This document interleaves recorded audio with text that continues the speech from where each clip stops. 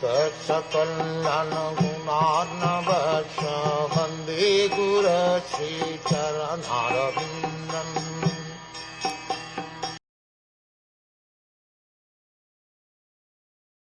He gives heart and senses to a woman who falsely charms him with Maya. He enjoys solitary embraces and talking with her, and he is enchanted by the sweet words of the small children. Family life within the kingdom of illusory energy, Maya, is just like a prison for the eternal living entity.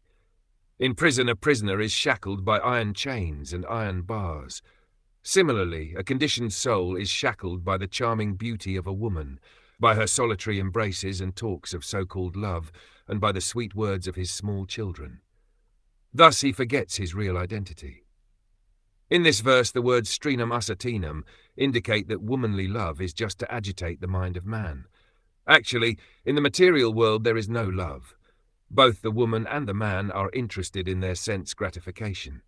For sense gratification, a woman creates an illusory love, and the man becomes enchanted by such false love and forgets his real duty. When there are children as the result of such a combination, the next attraction is to the sweet words of the children.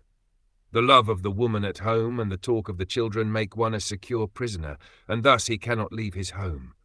Such a person is termed, in Vedic language, a grihamadi, which means one whose center of attraction is home. Grihastha refers to one who lives with family, wife and children, but whose real purpose of living is to develop Krishna consciousness. One is therefore advised to become a grihastha, not a grihamadi.